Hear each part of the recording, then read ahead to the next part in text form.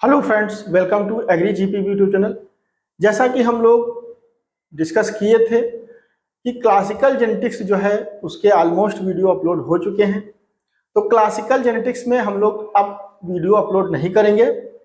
Molecular genetics, cytogenetics और quantitative genetics, इन सारी genetics में हम लोग वीडियो अपलोड करेंगे। ठीक है। क्लासिकल जेनेटिक्स में हम लोग वीडियो जो अपलोड करेंगे वो क्वेश्चन वाइज होंगे। इस पे हम लोग क्वेश्चन लेंगे, जैसे जनरल एग्रीकल्चर का हम लोग वीडियो चला रहे हैं, उसमें हम लोग क्वेश्चन लेते हैं, क्वेश्चन को डिस्कस करें, इस तरीके से कॉन्सेप्ट को समझते हैं। उसी तरीके से ये जो जेनेटिक्स है, क्लासिकल जेनेटिक्स, इसमें हम लोग क्वेश्चन को ले रहे हैं और क्वेश्चन को हम लोग सॉल्व करेंगे। इससे क्या होगा कि कॉन्सेप्ट पे पकड़ जो है आपकी वो अच्छी होगी, कॉन्सेप्ट की जो अंडरस्टैंडिंग है वो आपकी मजबूत होगी। ठीक है। तो हम लोग क्वेश्चन लेंगे, जैसा कि यहाँ पे आप लोग क्वेश्चन देख भी रहे हैं। ठीक है। इससे पहले मैं आपको बता दूं कि जनरल एग्रीकल्चर की क्लास इस समय नहीं चल पा रही है, लेकिन कल से जनरल एग्रीकल्चर की क्लास जो है कंटिन्यू हो जाएगी। ठीक है। जनरल एग्रीकल्चर की क्लास जो है वो कल से कंटिन्यू हो जाएगी। कल का जो टॉपिक रहेगा वो रहेगा क्रॉप आइडियोटाइप पे, मॉडल प्लांट टाइप पे। ठीक है। तो इसको हम लोग डिस्कस करेंगे। आज का ये जो क्वेश्चन है कि how many linkage group will be in human male, तो इसको हम लोग समझ लेते हैं। देखिए, लिंकेज ग्रुप एक बार मैंने आपको बताया भी है, लिंकेज ग्रुप होता क्या है। तो सबसे पहले हम लोग समझ लेते हैं लिंकेज ग्रुप क्या होता है। तो लिंकेज ग्रुप को समझने से पहले हम लोग समझेंगे लिंकेज क्या होती है। ठीक है। हालांकि लिंकेज हम लोग समझ चुके हैं अपने वीडियो में, लेकिन हम लोग समझ लेते हैं लिंकेज क्या होती है। जैसा कि हम कहते हैं कि ह्यूमन बीइंग्स में जो है कितने क्रोमोसोम होते हैं, 46 क्रोमोसोम होते हैं। ठीक है। इन 46 में हम लोग मान लीजिए जो है यहाँ पे 4 बना ले रहे हैं, 4 क्रोमोसोम इस तरीके से बना ले रहे हैं। और प्रत्येक क्रोमोसोम की 2-2 कापियां होती हैं, मतलब 23 जोड़े होते हैं क्रोमोसोम। ठीक है। तो मान लीजिए यहाँ पे एक जोड़ा जो है ये हो गया और दूसरा जोड़ा जो है ये हो गया, पहला जोड़ा ये और दूसरा जोड़ा ये। तो यहाँ पे मान लीजिए जीन ए है, ये बी है, ये सी है, ये डी है, और ये मान लीजिए यहाँ पे स्मॉल ई हम रख दे रहे हैं। ठीक है। इसी तरीके से यहाँ पे स्मॉल ए, स्मॉल बी, और यहाँ पे स्मॉल सी, यहाँ पे स्मॉल डी, और यहाँ पे कैपिटल ई। ठीक है। ये हो गया। देखिए, इसमें क्या है कि सेम जीन है, उनका जो है नेचर कुछ भी हो सकता है, नेचर अलग हो सकता है, लेकिन जिस कैरेक्टर के लिए जीन इस पे है उसी कैरेक्टर के लिए जीन इस पे भी है। ठीक है। तो ये क्रोमोसोम मैंने आपको बताया था कि ये क्रोमोसोम जो है ये होमोलागस क्रोमोसोम है। ऐसे क्रोमोसोम जिन पे सेम लक्षणों के लिए जीन होंगे उनको क्या कहेंगे, होमोलागस क्रोमोसोम कहेंगे। ये हमेशा पेयर में रहते हैं। ठीक है। अब यहाँ पे मान लीजिए जो है जे, के, एल, यहाँ पे स्मॉल एम, यहाँ पे एन, फिर यहाँ पे हम लोग लेते हैं स्मॉल जे, स्मॉल के और स्मॉल एल, यहाँ पे कैपिटल एम और यहाँ पे स्मॉल एन। ठीक है। तो ये हो गया एक क्रोमोसोम, ये हो गया दूसरा क्रोमोसोम, ये हो गया। इन क्रोमोसोमों पे जो है दूसरे जीन है और इस पे दूसरे जीन है। तो ये आपस में क्या है, नॉन होमोलागस है, और ये क्रोमोसोम क्या है, आपस में होमोलागस है।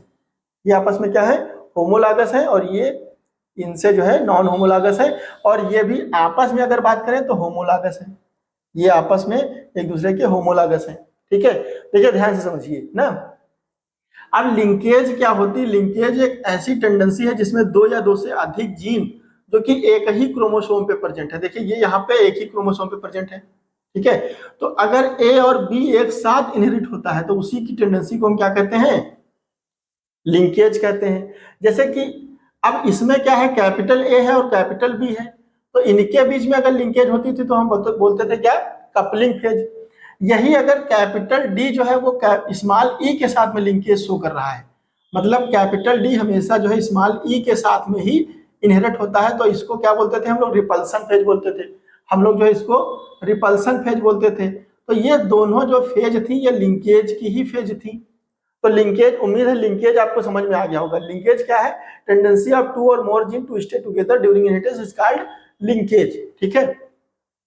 अब देखिए, अगर हम लिंकेज ग्रुप की बात करें, जैसा कि इसमें पूछा गया है लिंकेज ग्रुप, तो यहां पे जैसा कि आप देख पा रहे हैं कि ये जो है एक लिंकेज ग्रुप बन रहा है कि भाई इसमें मान लीजिए लिंकेज हो सकती है, इन दोनों के बीच में लिंकेज हो सकती है, या फिर इनके बीच में लिंकेज हो सकती है। ठीक है। इनके बीच में लिंकेज हो सकती है, या फिर इन दोनों के बीच में लिंकेज हो सकती है, मतलब बी और सी के बीच में, या फिर ए बी सी तीनों के बीच में हो सकती है, सी और डी के बीच में लिंकेज हो सकती है। तो एक तो लिंकेज ग्रुप ये बन गया।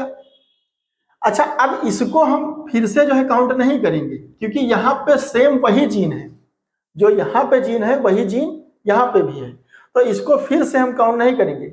दूसरा लिंकेज हम ग्रुप इसको काउंट करेंगे, ठीक है। तो यहाँ पे मान लीजिए जे और के के बीच में लिंकेज ग्रुप बन रहा है, यहाँ पे इसके बीच में लिंकेज ग्रुप बन रहा है, यहाँ पे एम और एन के बीच में लिंकेज ग्रुप बन रहा है, ठीक है। तो कहने का मतलब एक ये लिंकेज ग्रुप हो गया और एक ये लिंकेज ग्रुप हो गया, ठीक है। तो 4 क्रोमोसोम में कितने लिंकेज ग्रुप बने? 2, ठीक है। तो इस तरीके से अगर हम ह्यूमन में बात करें, कॉमनली अगर ह्यूमन में बात करें, तो 46 क्रोमोसोम है, तो कितने लिंकेज ग्रुप बनेंगे भाई? 23 आप सीधे कहोगे 23, ठीक है। लेकिन यहाँ पे क्वेश्चन क्या है? Human male. तो इसमें क्या होता है, इसमें 44 क्रोमोसोम जो होते हैं तो वो 22 जोड़े पेयर होते हैं, 44 क्रोमोसोम प्लस जो है क्या होता है वो एक्स और वाई होता है। इसको हम इरेज करके सही से लिखते हैं। यहाँ पे देखिए, ह्यूमन में जो क्रोमोसोम होते हैं, मेल में जो क्रोमोसोम होते हैं वो 44 प्लस एक्स वाई के फॉर्म में होते हैं, मतलब 22 पेयर प्लस एक्स वाई, ठीक है, यही तो होता है। अब अगर हम इसमें देखें तो 22 में हम 22, तो ये मान लीजिए हो गए भाई, यहाँ 44 थे तो यहाँ पे कितने हो गए? 22 जो है हो गए लिंकेज ग्रुप, 22 लिंकेज ग्रुप ये हो गए, ठीक है, 22 लिंकेज ग्रुप ये हो गए। चूंकि यहाँ पे 44 क्रोमोसोम थे तो ये जो है 22 लिंकेज ग्रुप यहाँ पे हो गए, जैसा कि हमने यहाँ पे आपको समझाया, ठीक है। लेकिन यहाँ पे क्या है कि देखिए एक्स अलग है और वाई अलग है। एक्स अलग है तो एक एक्स मान लीजिए ये हो गया और वाई ये हो गया, तो यहाँ पे कुछ अलग जीन है, यहाँ पे कुछ अलग जीन है, तो एक लिंकेज ग्रुप ये हो गया और दूसरा लिंकेज ग्रुप ये हो गया, एक लिंकेज ग्रुप ये हो गया और दूसरा लिंकेज ग्रुप ये हो गया, ठीक है। तो अगर हम इसमें 22 प्लस 1 करेंगे तो कितना आएगा? 24। तो मेल की अगर जब बात करेंगे तो 24 लिंकेज ग्रुप हो जाएंगे। फीमेल में यही जो है यहाँ पे XX होता है, तो इसमें से भी हम जो है केवल एक ही लेंगे, क्योंकि यहाँ पे दोनों जीन जो है क्या हो जाएंगे? दोनों पे सेम हो जाएंगे। उनका नेचर अलग हो सकता है कि भाई यहाँ पे स्मॉल ई था तो यहाँ पे कैपिटल ई था, है नहीं, तो इस तरीके से नेचर अलग हो सकता है, लेकिन जीन सेम है। अगर ये कान को बनाने वाला, ईयर को बनाने वाला है या फिर आई को बनाने वाला है तो यहाँ पर भी आई को बनाने वाला ही होगा, ठीक है।